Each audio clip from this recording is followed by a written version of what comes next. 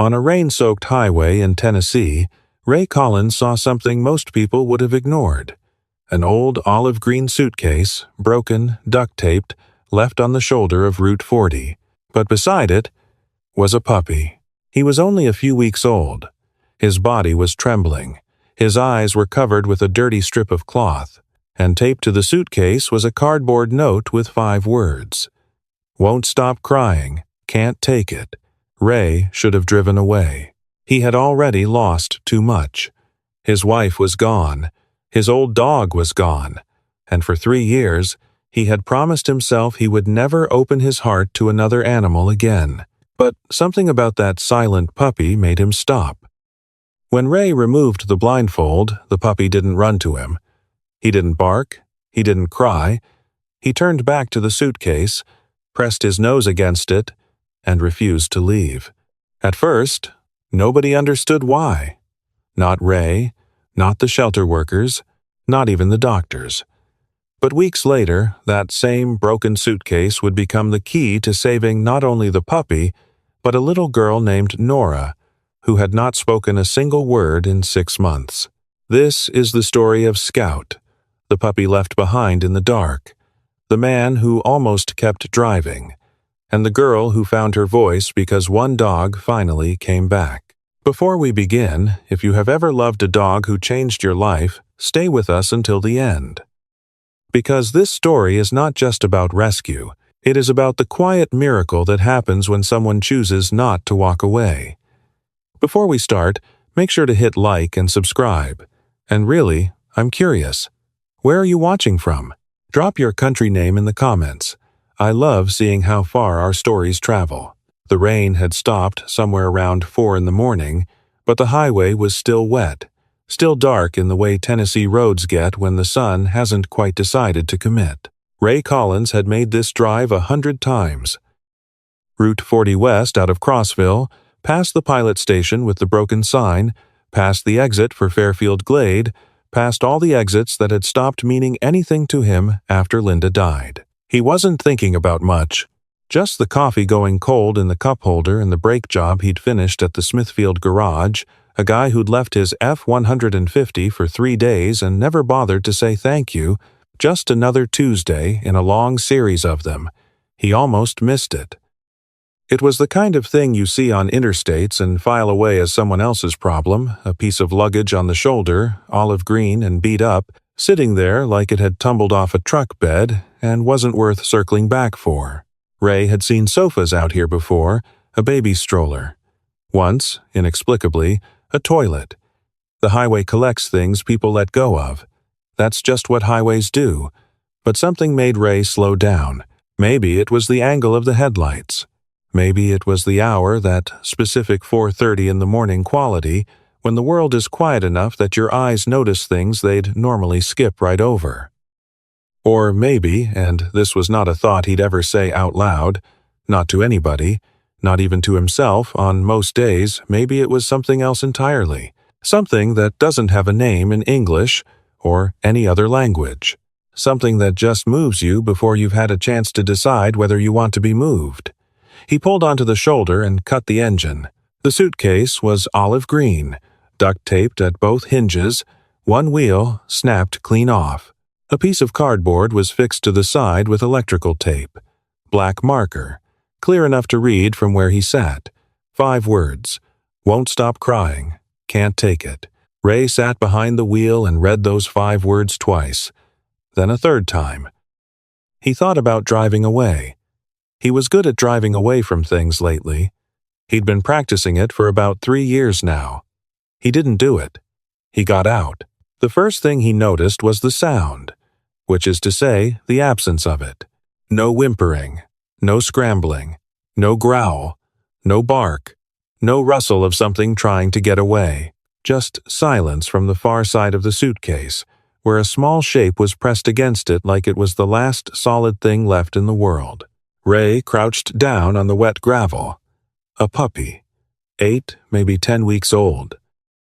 Brown and white, some kind of lab mix by the look of him, floppy ears, paws still too big for the rest of his body, the way very young dogs have before they grow into themselves. And across his eyes, tied tight at the back of his head, was a strip of dark cloth, an old t-shirt sleeve from the look of it. The dog hadn't moved when the truck pulled up, hadn't flinched when Ray's boots hit the gravel 6 feet away, hadn't made a single sound. Ray said nothing for a long moment. Just looked. The puppy stayed perfectly still, pressed against that broken suitcase like it was the only thing tethering him to the earth. Like without the contact of it, he might drift away into the dark and be nothing. "Hey," Ray said, finally, low and quiet. The way you talk to something you don't want to scare, because you've learned that scared things sometimes can't come back from the edge of themselves. The dog's ear moved. Just barely. He'd heard it, but he didn't turn. Ray reached out slowly and untied the cloth. It was dirty, stiff with dried sweat, stained with something he didn't want to look at too closely. He stuffed it into his jacket pocket without quite knowing why. He just didn't want to leave it on the side of the road. It felt like evidence of something. When the blindfold came free, the puppy's eyes opened. He blinked once, twice adjusting to the pale pre-dawn light, the first unmediated light he'd had in who knew how long, and then he turned. Not toward Ray, not toward the road, not toward anything new. He turned toward the suitcase. He pressed his nose against the duct tape along the side of it, breathed in slowly and deliberately, and then lowered his head back down. That was it. That was the whole movement. Ray stayed crouched on the gravel and looked at the cardboard note again. "Won't stop crying. Can't take it." He felt something shift in his chest, something low and heavy, the kind of feeling you get when you see a thing and you can't unsee it. "All right," he said, to no one. To both of them. He opened the suitcase. He didn't know what he was hoping to find. Answers, maybe. Some explanation for why a living animal had been left on a highway in the dark with his eyes covered. Inside, a faded yellow baby blanket, washed so many times, the original color had become more rumor than fact. A rubber chew toy shaped like a chicken cracked through the middle, one leg snapped off. A few scraps of paper with phone numbers written in pencil, smeared past legibility by moisture, and underneath all of it, a smell. Dog. Puppyhood. The enclosed warmth of an animal's small space. Something that had been for a while, for however long, home. Nothing valuable. Nothing any reasonable person would have kept. Nothing any reasonable person would have hauled to a highway shoulder and left behind with a cardboard note. But the puppy, the second Ray, lifted the lid, sat up a little straighter. His nostrils worked. He wasn't looking inside the suitcase. He was breathing it in, cataloging what was still there, making sure. Ray closed it gently. The puppy lowered his head again, still pressed against the side. Why won't he move away from it? Ray thought. There is nothing good in there. He's already seen there's nothing good in there. What does he think he's holding on to? He didn't know the answer yet.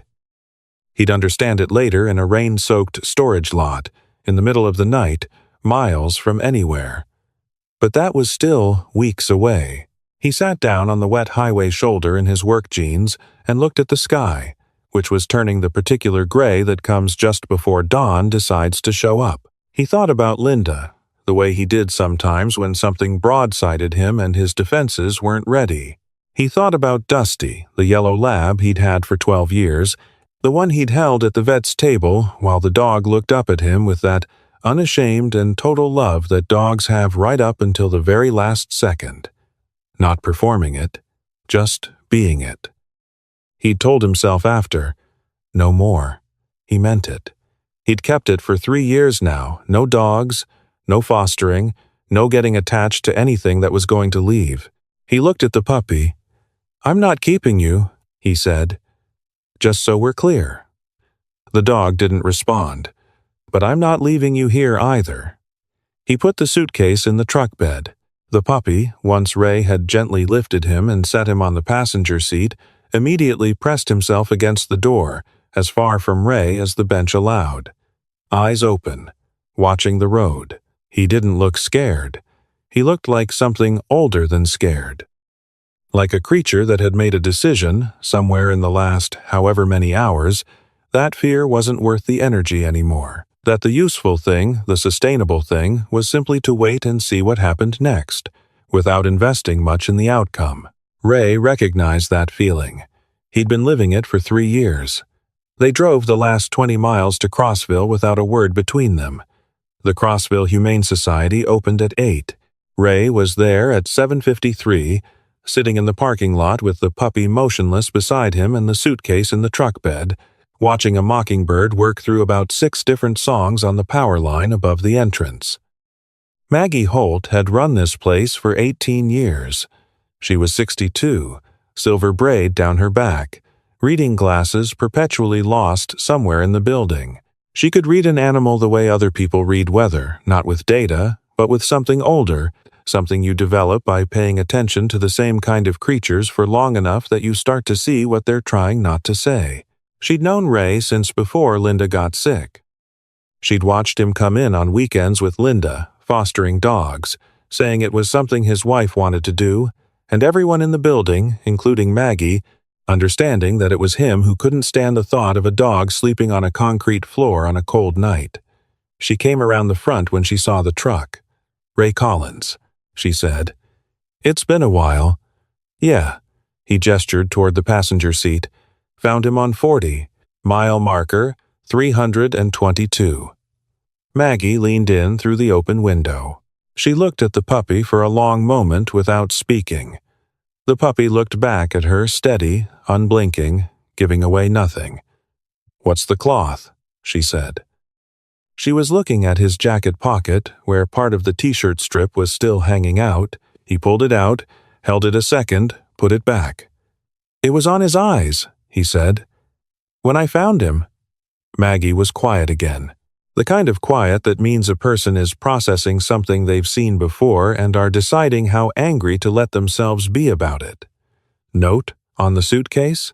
she said. "Yeah." She didn't ask what it said. She knew the kinds of things notes on suitcases said. After 18 years, you develop a working knowledge. "Bring the suitcase in," she said. "Everything that's inside it. Don't let him see you leave it behind." Ray looked at her. "Trust me," she said simply. The examination took about 40 minutes. Dr. Osei, a careful, unhurried man who drove out from Cookville twice a week and never seemed to mind the drive, checked the puppy over on the exam table while Ray stood against the wall with his arms folded and tried to look less concerned than he was. Mild dehydration, some skin irritation on the front paws, consistent with extended time on a hard surface. No major injuries. 9, maybe 10 weeks old, male. Some kind of Labrador mix. Healthy enough, given everything. He didn't make a sound through any of it. Dr. Osei noted something during the examination that Ray kept thinking about afterward for days. "He's barely blinking," Dr. Osei said. He said it like he was thinking out loud, not particularly addressing anyone. "See that?" Ray watched. It was true. Long pauses between each blink far longer than normal, like the gesture was being rationed. "Is that bad?" Ray asked. "It's a defense response." Dr. Osei set down his clipboard. "When an animal is exposed to prolonged aversive stimuli associated with their vision, particularly darkness, given what you described, they can become hypervigilant about visual input. Blinking means a moment of darkness, and for this dog, darkness has been." He paused, choosing his words. "Associated with something negative. He'll likely come out of it. It needs time. It needs consistency. It needs him to learn that darkness is followed by light, and that light is followed by nothing bad." Ray looked at the puppy, who was looking at the wall. "Name?" a young staffer asked, pencil ready. Ray opened his mouth to say he hadn't given him one. "Scout," he said. He didn't explain it. A scout goes out ahead. A scout sees what's coming, so others don't have to be surprised by it. He'd always liked that idea. The staffer wrote it down. Maggie set Scout up in a corner kennel with a fleece-lined dog bed, a water bowl, and in the corner, lid cracked open to let the smell work free the olive green suitcase. Yellow blanket inside. Rubber chicken. Scraps of paper. Scout settled in against it within minutes. Not on the bed. Against the suitcase. The other dogs barked and paced and worked their social magic, the way shelter dogs do when they sense a new arrival. Scout watched them the way you'd watch traffic from a window present, but not part of it. Not interested. He ate when food was placed directly in front of him. Just enough, not more. He drank water. He tolerated being touched without pulling away, but without leaning in either. He endured physical contact the way you endure weather you didn't forecast, waiting for it to pass. He was not aggressive. He was not, exactly, afraid. He was absent in a way that was harder to name. Like someone who has decided not in a dramatic way, but in a quiet, settled, deeply practical way that being present cost more than it was worth. Like he had done the math and arrived at a conclusion and was simply living by it now. Maggie had a phrase for animals like this, one she'd developed over decades. They've gone somewhere inside themselves and left just enough light on so nobody calls for help. Scout had done that. The lights were on. But nobody was answering the door. Ray came back the next day. He told himself he was checking in. He stopped at the Sunrise Diner on Main and bought 2 coffees, one for Maggie, one for himself, and he sat on an overturned bucket outside Scout's kennel and didn't say anything for about 20 minutes. Scout lay against the suitcase and didn't say anything either. "You know you could use the actual bed," Ray said eventually. "Someone donated that. It's a good bed." Scout's ear moved. That was all. Just pointing it out. He came back 3 days after that. And 3 days after that. He always had an excuse the brakes on the shelter's donation van needed looking at. He had supplies he'd picked up. He had a paperwork question. Maggie accepted every excuse with a straight face, and never once said Ray, "Just say you want to sit with the dog." She was a smart woman. He wasn't there for the van, but he also wasn't ready to say what he was there for.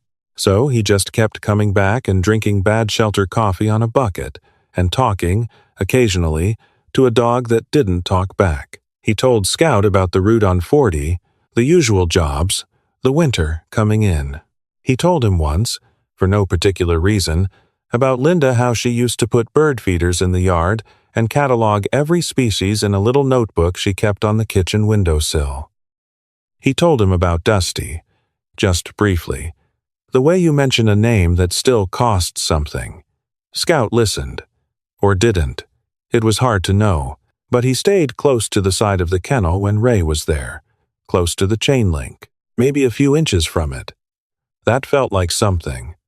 3 weeks in, on a gray Thursday morning, a family walked through the front door. Ray was over by the bulletin board, pretending to read a flyer about a low-cost spay and neuter clinic when he saw them come in.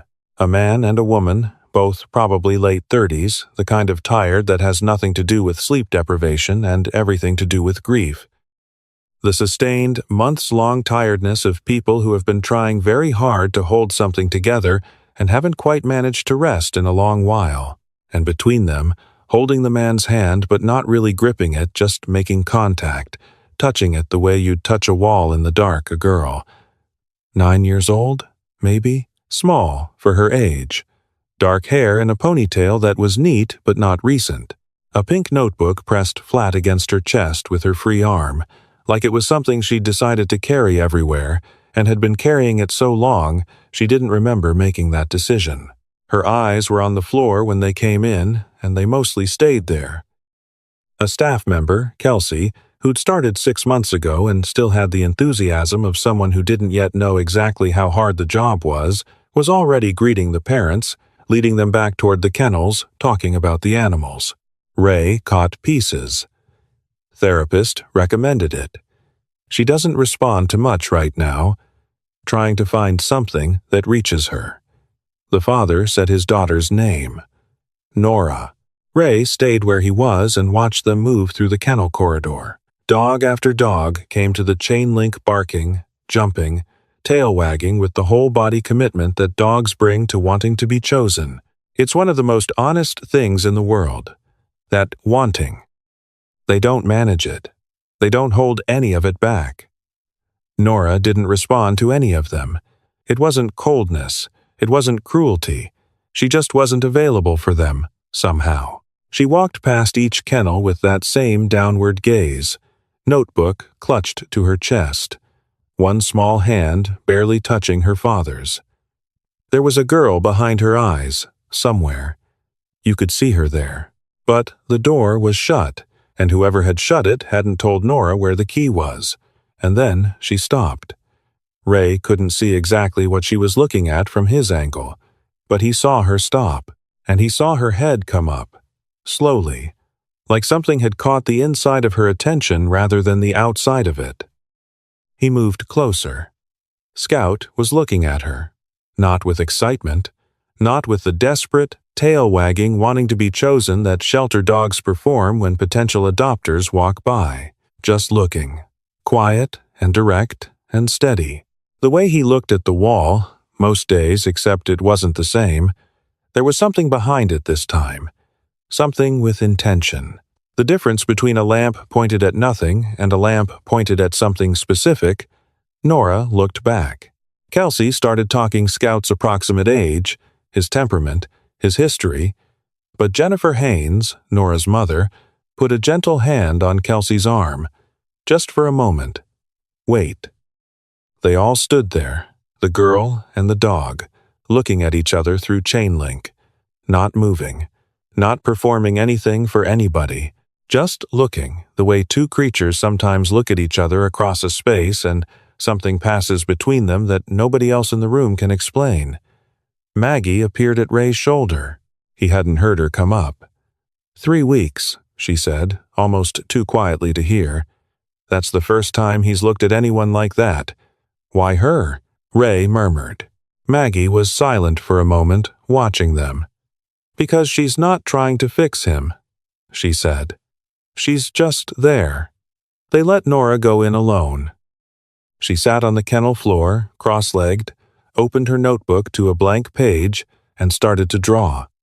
She didn't reach for Scout, didn't hold out her hand or make any approach. She just sat down and opened the notebook and picked up the pencil. Scout watched. After about 3 minutes, he stood up from his position against the suitcase. He didn't move toward her. He turned, slightly, so he was facing her more directly. Then, he lay back down. Still a good 3 feet of distance between them, but differently positioned as if he'd made a small, private decision without announcing it. Nora's pencil was moving. Quick, sure lines. The shape of Scout's ears, the tilt of his head. She'd been drawing a long time. You could tell the pencil moved the way a first language moves in someone who learned it young. Scout watched the pencil. After a while, Nora spoke. She said his name. Just Scout. A whisper so quiet, Ray almost missed it from where he stood outside the kennel, barely breathing. Scout's head lifted. He didn't come to her. He didn't scramble forward. But he looked at her, really looked, not the hollow, middle-distance gaze he gave most of the room, but something deliberate, like a window opening that had been painted shut. Nora went back to drawing. Scout laid his head back down. His eyes stayed on her. Ray looked at his coffee cup. He'd apparently finished the whole thing without noticing. Maggie turned to him. She didn't say anything. She didn't need to. The foster placement took 3 days to arrange. Jennifer and Daniel Haynes had filed the application before they'd even left the parking lot. Ray spent those 3 days not thinking about it too hard, which meant he thought about it almost constantly. He understood, he thought, why Scout and Nora had looked at each other that way. 2 creatures who had learned that being quiet was the safest thing to be. 2 beings who'd had something taken in one case, a voice, in the other, a reason to use it. They'd looked at each other through that chain link and seen something reflected back. Not a solution, not a cure, just, oh, you two. He thought about what the cardboard note had said. Won't stop crying, can't take it, And then he thought about a 9-year-old girl who hadn't spoken in how long exactly. He didn't know yet. He found out later. 6 months. He thought about that for a long time. On the day the Haynes family was scheduled to take Scout for the first foster weekend, Ray came in early and packed the suitcase himself. Yellow blanket, folded, rubber chicken, scraps of paper, and one thing he'd brought from home, a photograph he'd kept in his nightstand for 3 years. A yellow lab sleeping on a wooden porch in afternoon sun, one ear draped over a porch step, completely at ease in the world. Dusty. He set it inside the blanket folds without entirely understanding why. He told himself it was just something that smelled like a dog who'd been loved, something familiar. He didn't dig much further than that. He snapped the suitcase shut, wrapped a fresh length of duct tape over the bad hinge, and carried it out to the parking lot. Daniel was loading the car. Jennifer was talking with Maggie. Nora stood by the shelter door with her notebook under her arm, watching Scout, who was on the sidewalk and hadn't gotten in the car yet. Scout was looking at Ray. Ray set the suitcase down. "All right," he said. "Go on." Scout looked at the car, looked back at Ray. He looked at the car again, and this time he walked over and climbed in, settling himself in the back seat beside Nora, who immediately put her free hand on his back without quite releasing her grip on the notebook, like she wanted both things at once and wasn't ready yet to put one down. Ray put the suitcase in the trunk. He closed it. He stood in the parking lot and watched them pull out onto Main Street. Scout looked back once through the rear window. Ray raised his hand. He wasn't sure why he did it, but he was glad he did. The first text from Jennifer came that Sunday evening, around 7. He ate when Nora called him. Both times. Wouldn't go near the bowl until she said, "Come on, Scout. I don't know why I'm typing this to you. I just feel like you should know." Ray was at the kitchen counter eating a sandwich he'd made without being very interested in it. He put it down and read the message twice. Then he typed back, "That's good news." A pause. Then, "She said, 'Good morning' to me this morning." Just walked into the kitchen and said it like she was testing out the words. First time in 6 months. He put the phone face down on the counter, walked to the window, looked out at the yard, where Linda's flower beds had been a tangle of weeds since the spring, and the porch light he'd been meaning to replace had been burned out for 2 months. He went to bed that night and lay on top of the covers for a while in the dark, listening to the highway sound that carries into the hills when the world goes still, and he thought about a dog pressed against a suitcase on a rest stop shoulder, about the logic of that, the terrible practicality of it. This is the only thing that has not left yet. I will stay close to this. He thought about a 9-year-old girl who'd stopped speaking, and a 9-year-old girl who'd said good morning like she was testing whether the words still worked. He didn't think about driving away this time. The second foster weekend became a full week, then 2 weeks. The Haynes family filed adoption papers. Maggie was processing them. Nora was speaking in short sentences, now mostly to Scout, but increasingly to her parents. Her drawings had changed. The people in them had faces. They had expressions, the suggestion of movement, things happening around them. Early on, around the time of the accident that had taken her brother, Nora's drawings had been flat outlines without interiors, shapes without weight. Now they had weight. Doctor. Susan Martinez, Nora's therapist in Cookville, said, "What the dog is doing isn't mysterious. He's emotionally honest. He's not trying to reach her. He's not trying to fix her. He just sits there, and she sits there, and the air between them is safe. For a child who has spent 6 months surrounded by adults trying very hard to fix her, safe air is exactly what she needs." Ray knew all of this because Jennifer kept texting him, every few days, without him asking, updates. Small things, mostly Scout eating, Scout following Nora from room to room, Scout sleeping at the foot of her bed, but also other things. Nora answering a question at dinner, Nora telling her father a joke she'd remembered, something small and slightly wrong, a joke that barely landed, and all of them laughing anyway because of what it meant that she'd tried. She called him my dog last night. Jennifer wrote one Wednesday. Not Scout, just my dog, like she was putting a flag down. Ray read that one several times. He wrote back, "Good, she should." Then he went outside and sat on the porch steps for a while in the dark, because the kitchen was too quiet, and the dark was at least honest about its quiet.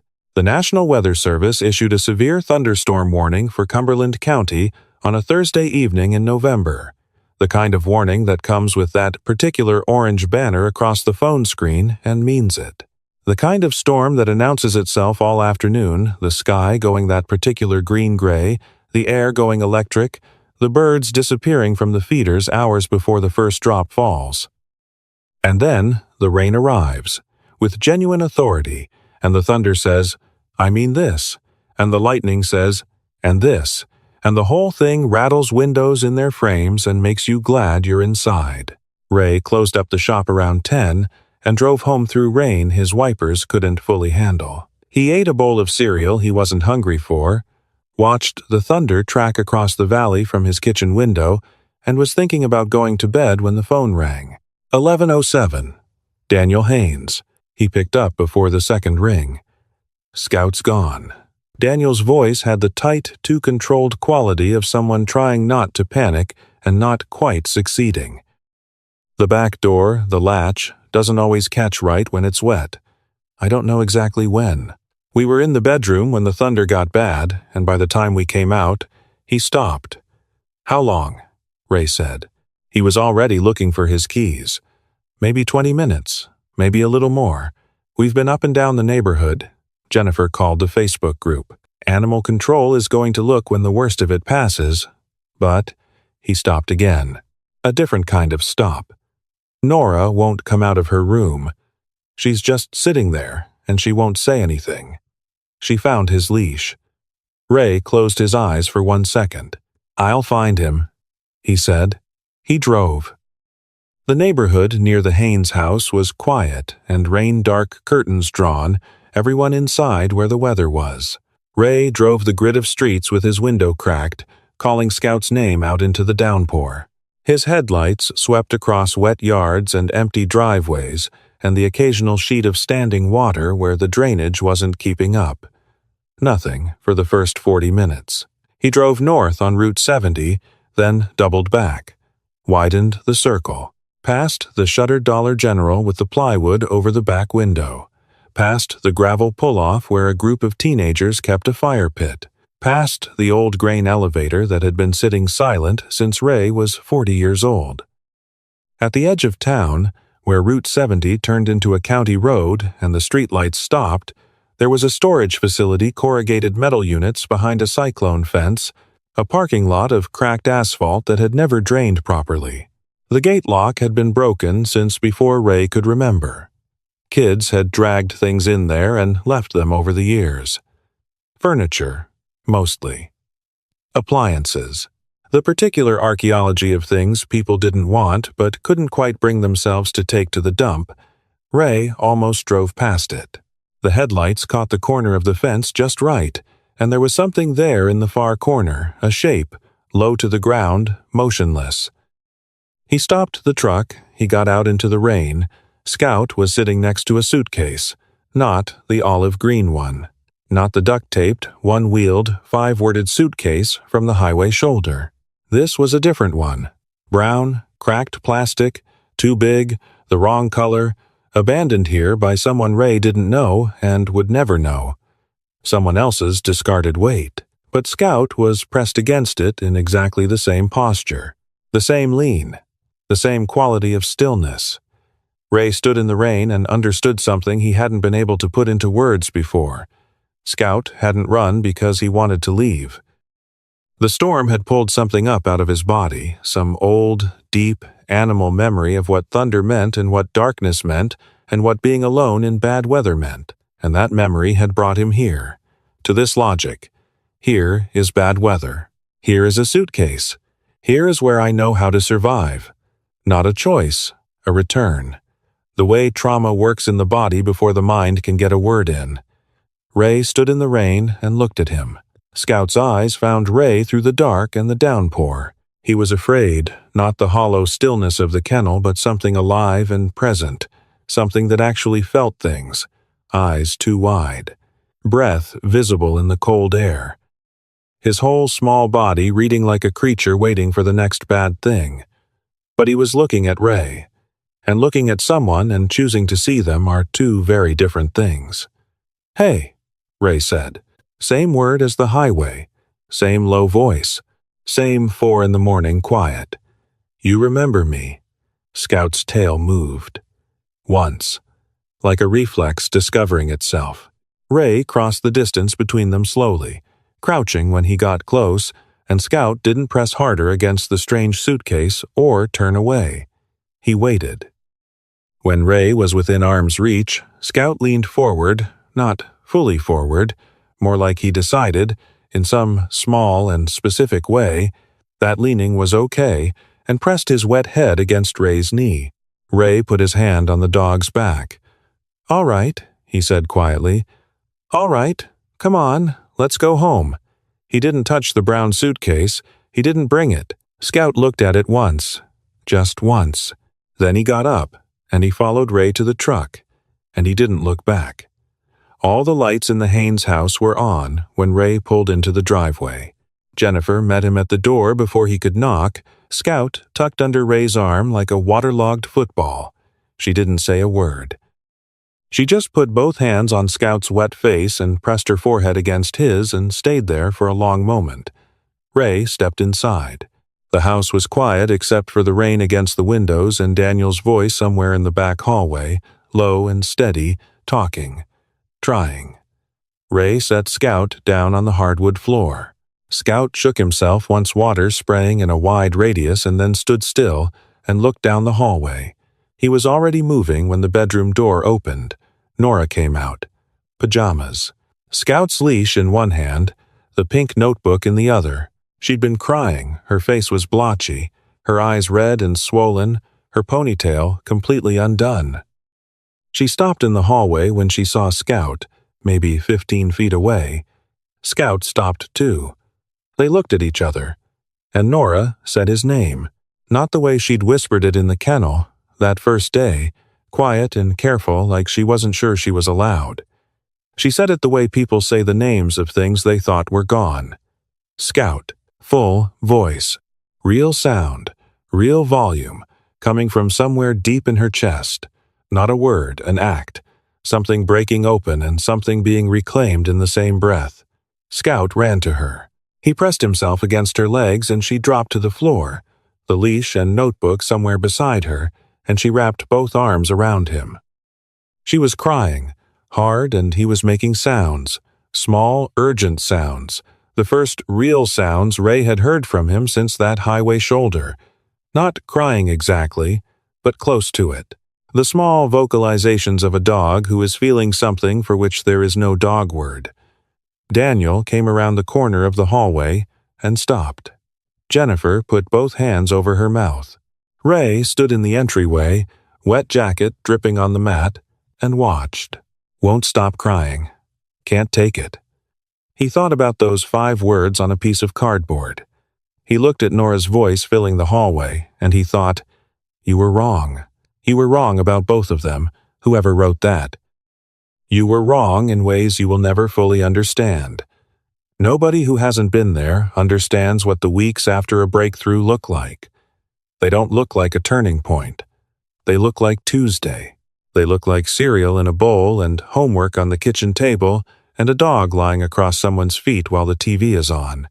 They look completely ordinary, and that ordinariness is the entire point. The ordinary was what was missing. Getting it back is the whole thing. Scout stopped sleeping against the suitcase. He slept at the foot of Nora's bed.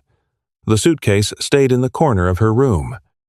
She covered it with stickers over the following days, planets, hearts, little hand-drawn animals she'd made in silver marker, and along the front panel in her careful block print, Scouts. On top, she kept a rotating gallery of new drawings, replacing them as she made new ones. Every morning, Scout walked to the suitcase first. A brief stop, Nose to the corner, one breath, and then away. Jennifer described it to Ray one evening on the phone, like, he's just checking in, not sad about it, not stuck in it, just confirming something, making sure the story was still true, making sure it had happened, that it was real, that someone had come back. He was not looking for what was lost. He was confirming what had been found.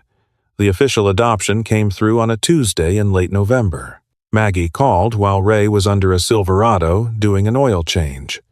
"He's officially a Haynes," she said. "Good," Ray said. A brief pause. Nora's school worked out a plan with the principal and the guidance counselor. Dr. Martinez submitted a letter. Scout can go with her 3 mornings a week.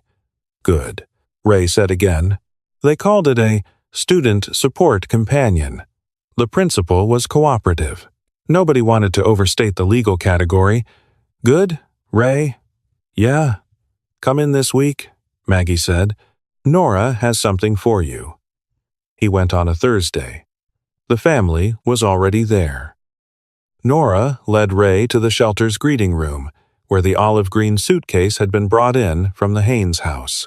It was different now, stickers across every panel, stars and little hearts and paw prints drawn in permanent marker, and in the center of the front, in her block print, Scouts.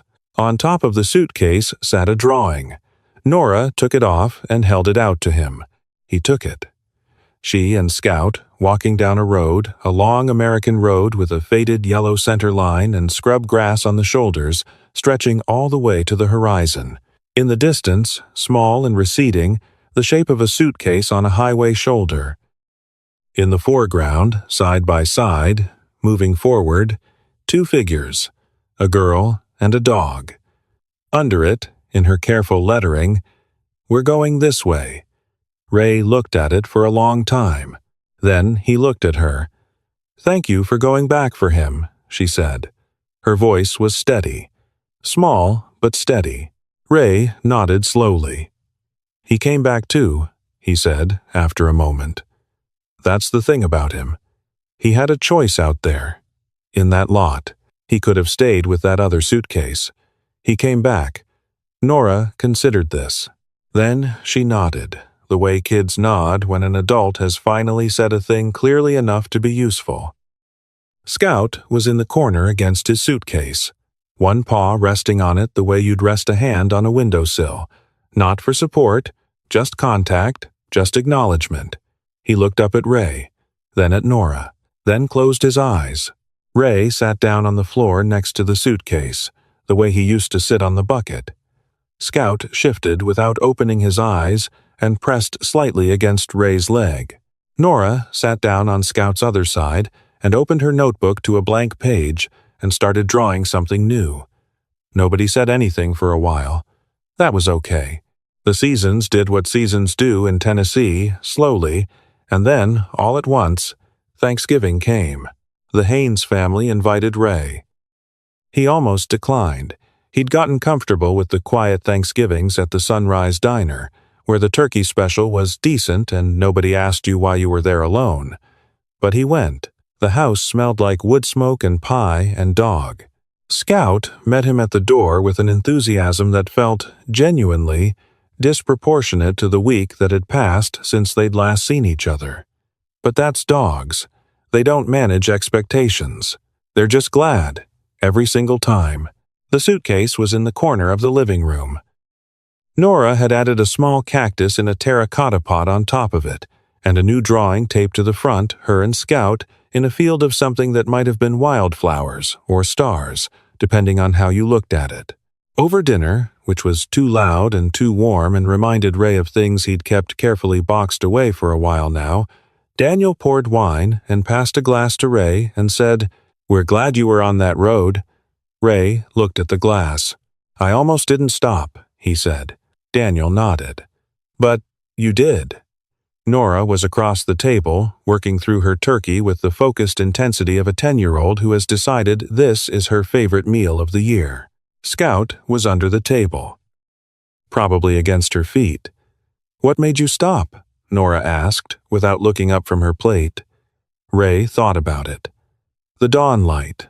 The wet highway, the feeling of something being wrong before he could name what it was. "I don't know," he said, honestly. "I just couldn't drive past it." Nora looked up then, directly at him, the way she'd first looked at Scout through the chain-link quiet, serious, fully present. "That's why it was you," she said. "Because you're the kind of person who can't drive past it." Ray sat with that. He thought about Linda, who used to say something similar, that some people were shaped by their lives for certain kinds of work, and that the art was in recognizing when you were being called to it rather than just stumbling into it. He'd argued with her about it at the time, that kind of mystical thinking. He wasn't sure he'd argue now. "Okay," he said. Nora went back to her turkey. Scout adjusted under the table. The house was warm and full of sound, and nobody was eating alone. Spring came. Nora turned 10 in April. Her birthday party had half a dozen classmates, a lopsided chocolate cake that Daniel had attempted and partially salvaged, and Scout wearing a bandana and accepting hot dog pieces from every child in the room with tremendous, patient dignity. Ray stopped by in the late afternoon, after the friends had gone. He brought a card and a set of drawing pencils, the good kind, the ones with the full range, the ones that could really get the light. Nora took them with both hands and looked at them for a moment. "I'm going to draw everything," she said. He believed her without reservation. She was drawing at school now, more freely. Her art teacher had asked once what she was working on. During a free period, Nora had been drawing Scout from memory in the margins of a math worksheet, quick and sure. She'd said, "Just someone who helps me remember to be here." The teacher had asked if she could put it on the bulletin board. Nora had said yes. On the last Sunday in June, Nora brought a drawing to Ray's shop. She came with her dad, who sat on the bench outside with a thermos of coffee and gave Ray the nod that meant this is her thing. Scout was on leash because the shop sat near a road. Nora came inside and found Ray at the workbench doing nothing much, and she said, "I made this for you," and held out a page from her sketchbook. The highway, Route 40, seen from above from a bird's-eye view, the way she'd started drawing everything. The long road, the shoulder, the guardrail, the suitcase on the gravel, the small shape beside it, and a man getting out of a truck, walking over, crouching down. She'd drawn his back. You couldn't see his face, but his posture was unmistakable, a person in the act of choosing to stop. Under it, in her block letters, he came back. Ray stood at the workbench with the drawing in his hands and looked at it. "Which one?"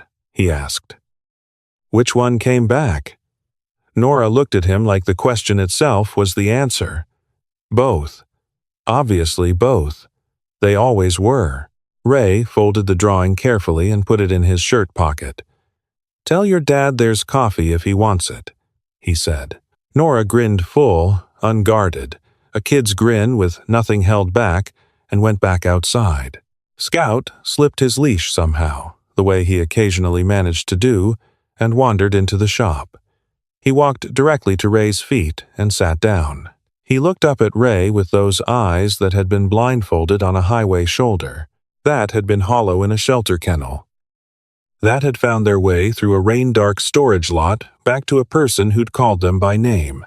Not hollow anymore, not anywhere but here. Ray put a hand on his head. "All right," he said. "Good boy." Scout's tail moved against the concrete floor. Once, twice, slow, easy, like punctuation at the end of something that had been a long time getting written. And that quiet, ordinary, specific as a Thursday in Tennessee, was enough. That was the whole thing. We don't always understand why we stop, why, one morning on a wet highway, something makes us pull over instead of noting it and driving on. We're not built to explain those moments clearly. We're only built to either take them or miss them. Ray Collins stopped.